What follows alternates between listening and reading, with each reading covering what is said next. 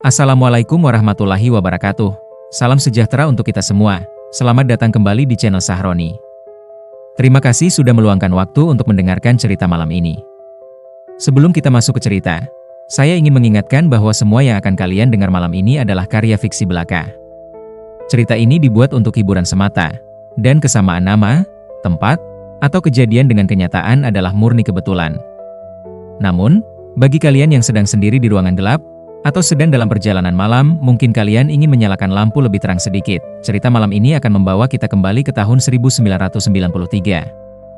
Era ketika kereta api masih menjadi pilihan utama bagi rakyat kecil untuk pulang kampung.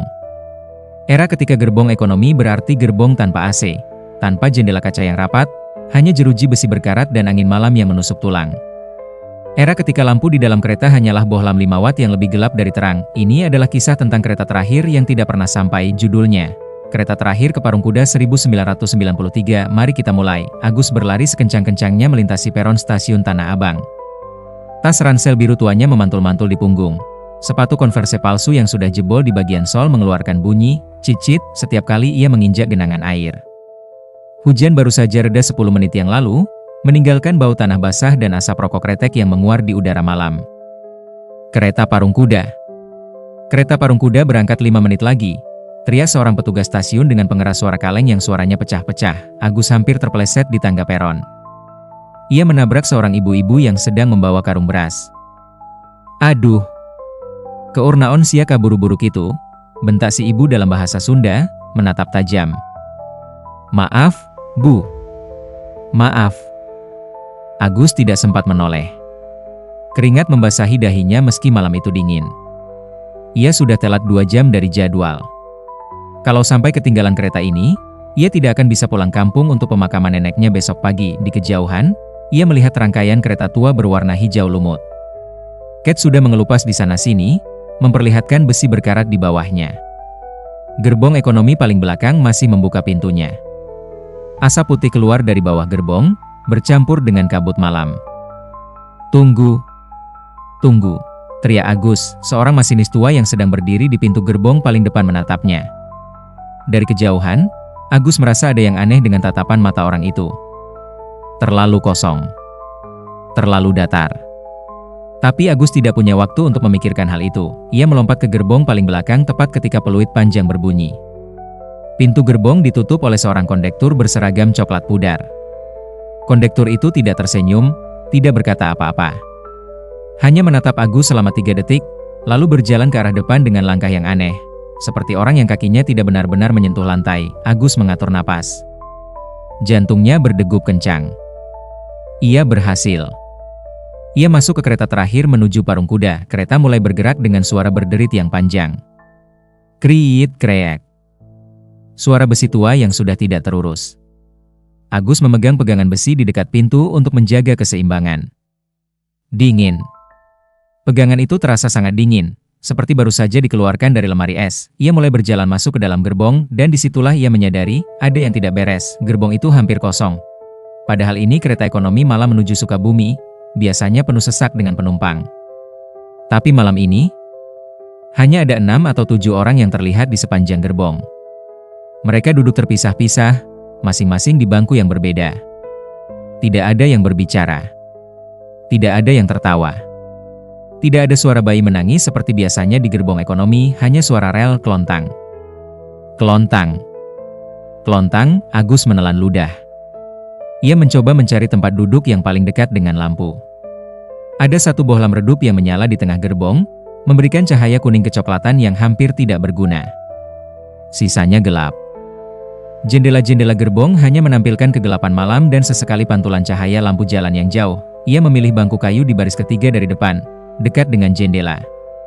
Bangkunya keras, tidak ada bantalan.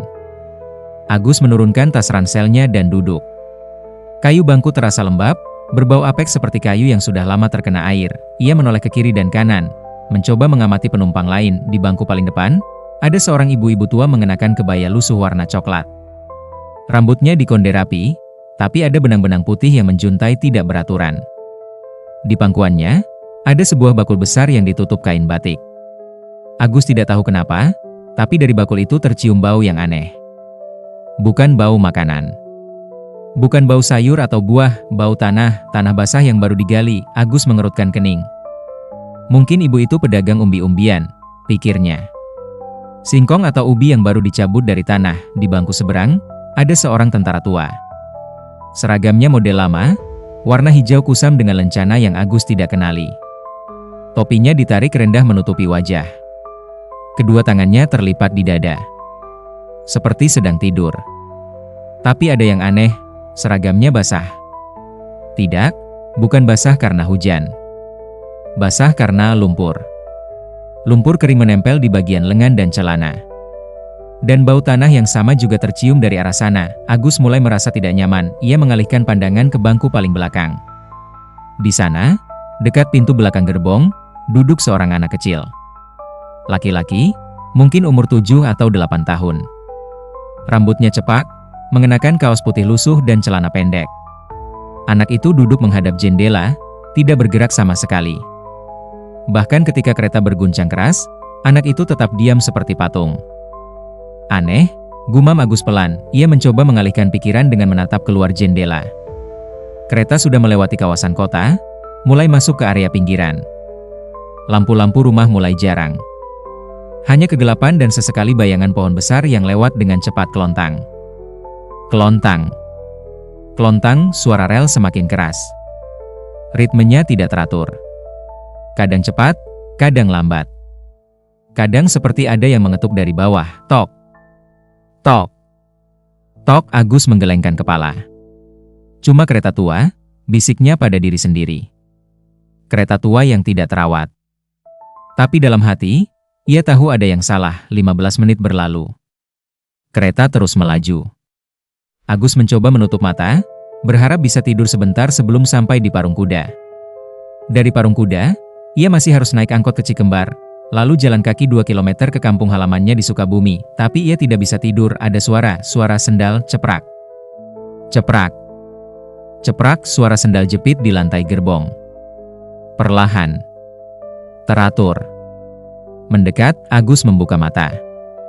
Ia menoleh ke arah lorong. Di kegelapan gerbong, ia melihat sosok sedang berjalan perlahan dari arah depan. Sosok itu adalah ibu-ibu tua tadi. Ibu yang membawa bakul, ibu itu berjalan dengan langkah ganjil. Kakinya menyeret sedikit, seperti orang yang lututnya sakit. Bakul di tangannya terayun-ayun pelan. Dan bau tanah itu semakin menyengat. Ibu itu berhenti tepat di samping bangku Agus. Neng. Neng, tulung akang.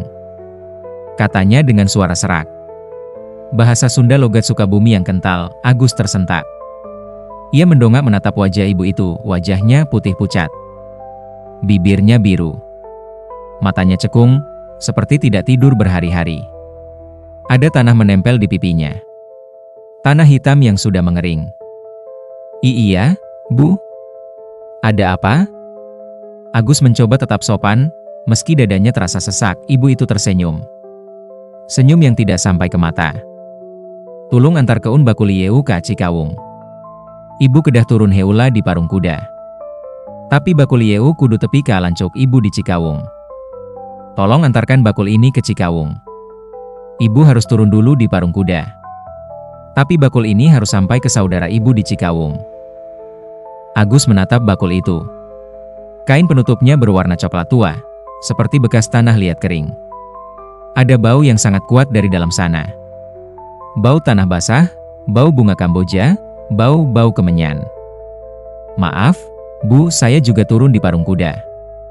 Tidak bisa ke Cikawung, jawab Agus cepat. Ibu itu diam. Senyumnya tidak hilang. Ia menatap Agus dalam-dalam. Neng, kumaha upami nengen unganter? Ibu gemasihan duit. Suaranya semakin serak. Dek, bagaimana kalau adik yang mengantar? Ibu beri uang? Maaf, Bu. Saya tidak bisa. Saya buru-buru. Ibu itu tidak bergerak. Hanya terus menatap, lalu perlahan, ia berjalan lagi ke belakang. Ceprak. Ceprak. Ceprak, Agus mengusap wajahnya. Keringat dingin membasahi keningnya meski udara sangat dingin. Ia melirik ke arah jendela, mencoba menenangkan diri, tapi dari pantulan kaca jendela, Ia melihat sesuatu. Ibu itu tidak berjalan ke belakang. Ibu itu berdiri tepat di belakang bangku Agus, hanya berdiri. Diam. Menatap tengkuk Agus dari jarak setengah meter, Agus membeku. Ia tidak berani menoleh. Ia hanya menatap pantulan di kaca jendela. Jantungnya berdentam keras di dada. Ibu itu terus berdiri di sana. Tidak bergerak. Tidak bersuara 1 menit. 2 menit, lalu tiba-tiba, sebuah suara peluit panjang memecah keheningan. Priit, kereta mengerem mendadak. Agus hampir terjatuh dari bangkunya. Ketika ia menoleh ke belakang, ibu itu sudah tidak ada. Bangku di belakangnya kosong, bakul itu juga menghilang. Agus menghela napas panjang. Ia menoleh ke bangku paling depan, tempat ibu itu duduk tadi kosong, tidak ada siapa-siapa di sana. Sial, apa yang terjadi? Bisik Agus, tangannya gemetar. Kereta berhenti total. Tidak ada stasiun. Mereka berhenti di tengah rel, dikelilingi kegelapan total. Agus mencoba melihat keluar jendela, tapi tidak ada apa-apa. Hanya pepohonan tinggi di kanan kiri rel. Hanya kegelapan dan kemudian lampu di dalam gerbong padam, beletak, gelap total. Agus tidak bisa melihat apa-apa. Hanya mendengar napasnya sendiri yang memburu. Dan suara lain, suara napas, bukan napasnya, napas orang lain di kegelapan, seseorang bernapas tepat di sebelahnya. Hah, hah, hah, napas berat. Basah. Seperti napas orang yang baru saja berlari jauh, atau seperti napas orang yang baru saja keluar dari dalam air. Siapa itu? Agus berteriak, tidak ada jawaban, hanya napas itu yang semakin keras. Hah, hah, hah, dan kemudian lampu kembali menyala. Klik, Agus langsung menoleh ke samping kirinya, tidak ada siapa-siapa, tapi bangku di sampingnya basah kuyup. Air menggenang di permukaan kayu. Dan ada jejak kaki basah di lantai gerbong, memanjang dari bangku itu menuju ke pintu depan, jejak kaki tanpa alas, jejak kaki yang meninggalkan lumpur hitam. Kereta kembali bergerak setelah 10 menit berhenti. Tidak ada pengumuman. Tidak ada penjelasan. Kondektur tidak terlihat.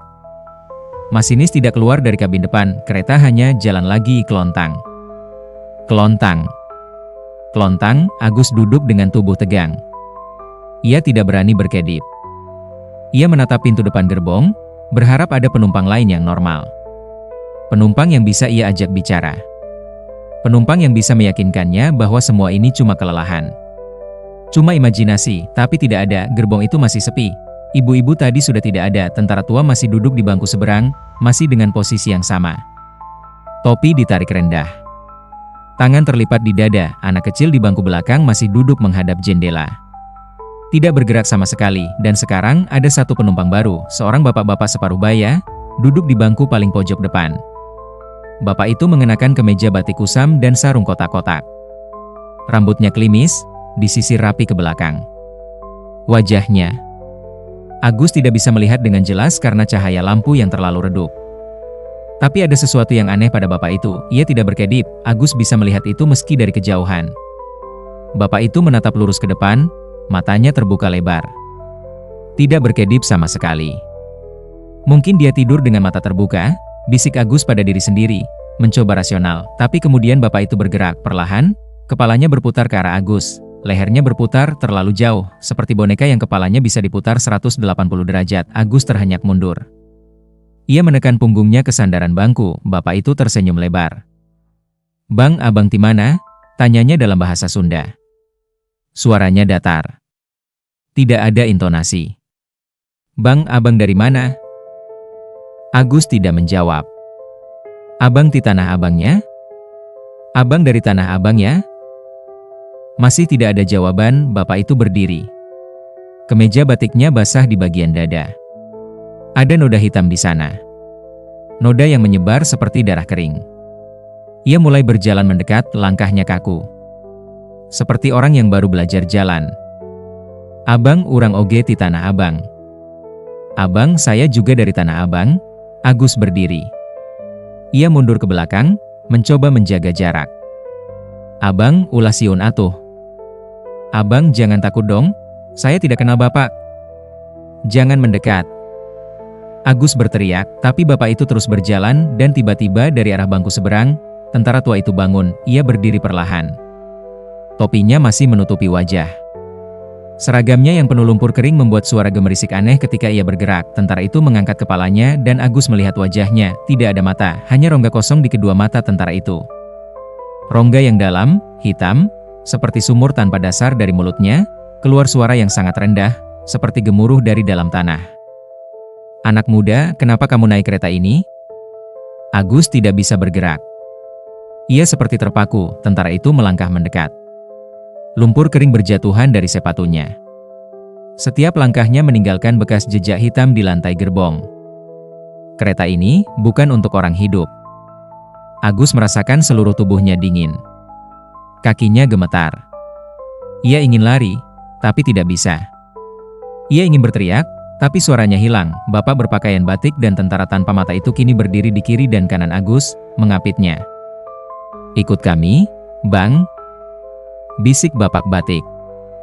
"Ikut kami pulang," lanjut tentara itu, dan kemudian, dari arah belakang, terdengar suara anak kecil, suara yang sangat pelan. Hampir seperti nyanyian. "Naik kereta api, tututut, siapa hendak turut ke Bandung Surabaya?" Agus menoleh ke belakang, anak kecil itu kini berdiri di lorong tengah. Wajahnya pucat. Matanya kosong. Ia menyanyikan lagu anak-anak dengan suara yang datar, tanpa emosi. "Naik kereta api, tututut, siapa hendak turut ke Bandung Surabaya?" Dan satu persatu, semua penumpang di gerbong itu berdiri, mereka semua menatap Agus, wajah-wajah pucat. Mata-mata kosong. Mulut-mulut yang terbuka tapi tidak mengeluarkan suara. Agus akhirnya bisa bergerak. Ia berlari sekuat tenaga ke arah pintu belakang gerbong. Ia harus keluar dari sini. Ia harus, wush, kereta tiba-tiba memasuki sebuah terowongan gelap total, suara rel di dalam terowongan sangat keras, bergema di dinding-dinding batu, kelontang-kelontang-kelontang-kelontang. Agus berlari dalam kegelapan, tangannya meraih-raih, mencari pegangan, mencari pintu, dan kemudian ia menabrak sesuatu yang dingin, sesuatu yang basah. Sesuatu yang berbau tanah dan lumpur. Agus terjatuh ke belakang. Ia merasakan tangan dingin menyentuh wajahnya. Banyak tangan. Dari berbagai arah. Tangan-tangan yang basah, yang dingin seperti es, yang, wush. Kereta keluar dari terowongan, cahaya lampu gerbong kembali menyala. Agus tergeletak di lantai gerbong, napasnya tersengal. Ia melihat ke atas, tidak ada siapa-siapa, gerbong itu kosong, semua penumpang menghilang. Agus bangkit dengan susah payah. Lututnya bergetar. Ia memegang bangku untuk menopang tubuh. Dadanya naik turun cepat, jantungnya seperti mau copot. Apa yang terjadi? Apa yang terjadi? Ia bergumam berulang-ulang, ia harus menemukan kondektur. Ia harus meminta kereta berhenti. Ia harus turun dari kereta ini. Sekarang, Agus berjalan terhuyung-huyung menuju pintu depan gerbong. Ia membuka pintu penghubung antar gerbong, pintu besi tua yang berderit keras ketika dibuka, angin malam menerpa wajahnya. Ia berdiri di platform kecil di antara dua gerbong. Rel di bawahnya bergemerincing keras.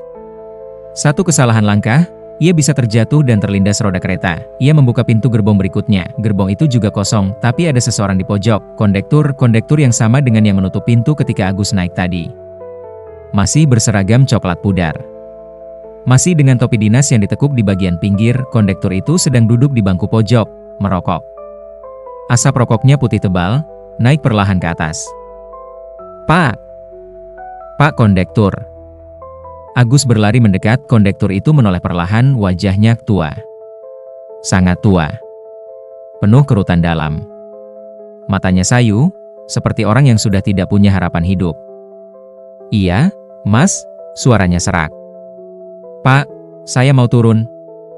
Tolong stop kereta. Saya harus turun sekarang." Kondektur itu tersenyum tipis. Senyum yang pahit. "Turun? Mas mau turun di mana? Kita belum sampai stasiun." "Tidak apa-apa. Di mana saja. Saya harus turun." Kondektur itu mengisap rokok panjang. Asapnya keluar dari hidung dan mulut bersamaan. "Mas, kereta ini tidak bisa berhenti." Agus terdiam. "Apa maksud Bapak?" Kondektur itu menatap mata Agus. Tatapan yang dalam. Tatapan yang menyedihkan. "Ini kereta terakhir, Mas. Kereta yang sudah tidak ada di jadwal. Kereta yang seharusnya sudah tidak berjalan lagi." "Apa maksud Bapak?" Saya tidak mengerti. Kondektur itu menghela napas panjang. Ia berdiri, melempar rokoknya ke lantai dan menginjak dengan sepatu boots hitam tua yang penuh debu. Tahun 1987, Mas. Tanggal 2 Maret 1987. Kereta ekonomi jurusan Tanah Abang, Parung Kuda anjlok di kilometer 57, tepat setelah melewati terowongan Cikudang. Seluruh penumpang tewas. 47 orang. Ditambah masinis, kondektur, dan petugas kereta. Total 52 jiwa. Agus merasa kakinya lemas. Ia mundur selangkah. Tidak mungkin. Ini kereta sungguhan. Saya naik dari Tanah Abang. Saya? Mas naik kereta apa? Agus terdiam, ia baru menyadari, ia tidak melihat nomor kereta. Ia tidak melihat papan jadwal dengan jelas. Ia hanya berlari dan langsung naik karena takut ketinggalan. Kondektur itu melangkah mendekat. Setiap tahun, Mas. Setiap tanggal 2 Maret, kereta ini muncul lagi. Berjalan di rel yang sama. Melewati terowongan yang sama. Dan mencari penumpang terakhir. Penumpang terakhir? Iya. Orang hidup yang secara tidak sengaja, atau secara takdir, naik ke kereta ini. Orang yang akan melengkapi jumlah korban yang seharusnya ada. Agus menggeleng kuat. Tidak. Saya tidak mau. Saya harus pulang. Nenek saya meninggal. Saya harus ke pemakaman. Kondektur itu menatap sedih. Mas, coba ingat lagi. Nenek Mas meninggal kapan? Kemarin. Ibu menelepon kemarin sore. Coba Mas ingat tanggalnya. Agus membeku, ia mencoba mengingat. Tanggal berapa kemarin? Tanggal berapa hari ini? 2 Maret, hari ini tanggal 2 Maret. Tidak mungkin. Kondektur itu menepuk bahu Agus pelan. Mas sudah jadi bagian dari kami sekarang. Agus menghempaskan tangan kondektur dari bahunya. Ia berlari lagi, kali ini menuju gerbong depan. Ia harus ke kabin masinis. Ia harus menghentikan kereta ini dengan cara apapun. Ia membuka pintu demi pintu. Setiap gerbong yang ia lewati kosong. Tidak ada penumpang. Hanya bangku-bangku kayu tua, jendela berkarat, dan bau apek yang sangat kuat. Sampai akhirnya ia tiba di gerbong paling depan. Ada pintu besi menuju kabin masinis. Agus menggedor pintu itu. Dok. Pak masinis. Buka pintunya. Tidak ada jawaban, hanya suara rel yang terus berderak kelontang. Kelontang. Kelontang, Agus menendang pintu itu. Sekali. 2 kali. 3 kali, brak. Pintu terbuka dan Agus melihat ke dalam kabin masinis. Kosong, tidak ada siapa-siapa di sana. Tuas-tuas kereta bergerak sendiri. Rem ditarik sendiri. Throttle bergerak sendiri. Kereta itu mengemudi sendiri. Agus terduduk lemas di lantai. Ia tidak tahu harus berbuat apa lagi. Ini mimpi buruk. Ini pasti mimpi buruk. Ia mencubit lengannya, sakit. Ia menampar pipinya, sakit. Ini bukan mimpi. Dan kemudian peluit panjang berbunyi lagi. Priit. Agus merangkak ke jendela kabin masinis. Ia melihat ke depan di kejauhan. Ada sebuah terowongan besar, gelap, dengan mulut yang seperti menganga. Terowongan Cikudang. Kereta semakin cepat. Agus bisa merasakan percepatan. Gerbong berguncang keras. Suara rel semakin kencang, semakin cepat, semakin tidak teratur. Kelontang. Tidak. Berhenti. Agus berteriak. Ia mencoba menarik tuas rem, tapi tangannya melewati tuas itu. Seperti memegang udara. Ia tidak bisa menyentuh apapun. Kereta memasuki terowongan. Wush. Gelap total. Suara rel di dalam terowongan sangat keras, memekakan telinga. Bergema di dinding-dinding batu. Seperti teriakan. Seperti jeritan, dan kemudian Agus mendengar suara lain, suara teriakan, banyak teriakan orang-orang pria. Wanita. Anak-anak. Tolong. Rem. Rem keretanya AA. Anak saya. Anak saya di belakang. Ya Allah AA. Agus menutup telinga, tapi suara itu tidak hilang. Suara itu datang dari dalam kepalanya. Suara itu adalah memori. Memori kereta ini. Memori detik-detik terakhir sebelum kecelakaan dan kemudian beraak, suara benturan dahsyat, suara besi bergesekan, suara kaca pecah, suara kayu retak, suara-suara tulang patah, suara jeritan yang terpotong tiba-tiba dan kemudian sunyi. Agus membuka mata, ia tergeletak di lantai kabin masinis. Tubuhnya sakit di mana-mana. Kepalanya pusing. Ia mencoba bangun, dan ketika ia melihat keluar jendela, kereta sudah keluar dari terowongan, kereta berjalan normal lagi. Pelan. Tenang, kelontang, kelontang, kelontang, Agus berdiri dengan susah payah. Ia keluar dari kabin masinis, kembali ke gerbong penumpang, dan ia melihat semua penumpang kembali duduk di tempat mereka, ibu-ibu dengan bakul, tentara tua dengan seragam berlumpur, bapak berbaju batik, anak kecil di bangku belakang, dan beberapa orang lain yang tidak Agus kenali. Mereka semua duduk diam, tidak bergerak. Seperti manekuin, Agus berjalan perlahan di antara mereka. Ia melihat wajah-wajah itu satu persatu, mereka semua pucat. Mata kosong. Tidak bernapas, mereka semua sudah mati.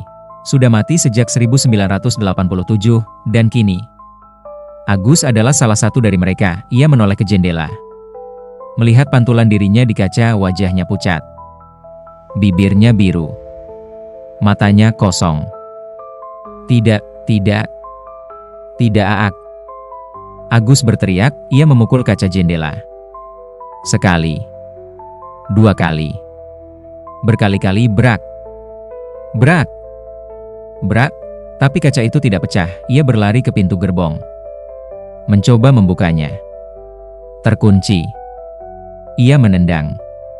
Tidak terbuka, ia terjebak. Ia terjebak di kereta yang sudah mati, dan kemudian kondektur datang lagi, berdiri di belakang Agus.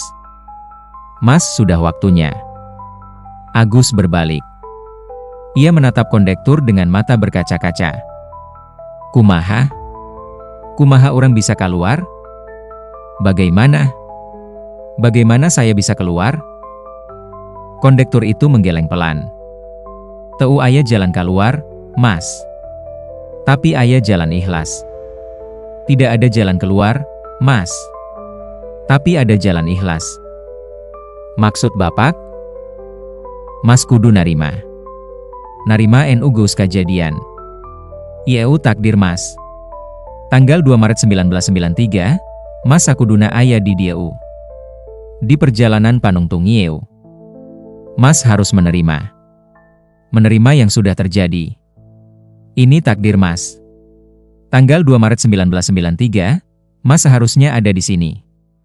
Di perjalanan terakhir ini. Agus terduduk lemas. Air mata mengalir di pipinya. Tapi nenek saya, keluarga saya, maranehna bakal narima. Maranehna bakal ngarti. Jeung Mas bakal meunang karapihan di dieu.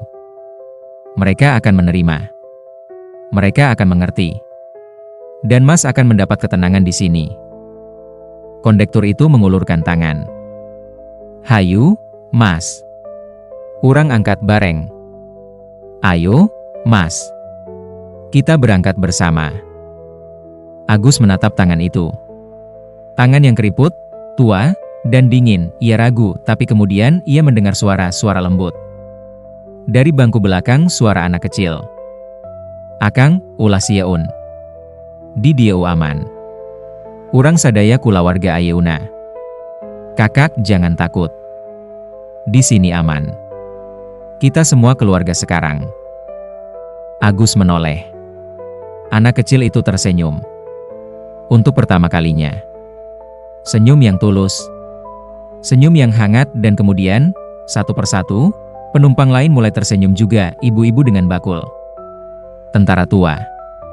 Bapak berbaju batik, mereka semua tersenyum pada Agus, bukan senyum menyeramkan, senyum kebersamaan, senyum keluarga yang sudah lama berpisah, dan akhirnya bertemu lagi. Agus menangis. Ia mengerti sekarang, ini bukan kutukan, ini adalah perjalanan terakhir yang harus ia tempuh. Perlahan, ia mengulurkan tangannya dan menyambut tangan kondektur dingin.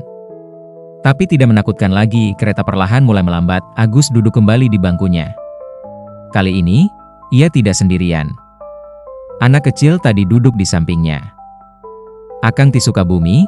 Tanya anak itu. Enya. Ti Cikembar. Iya. Dari Cikembar. Urang ti Parung Kuda. Bahaula MAH sok ulin ka Cikembar.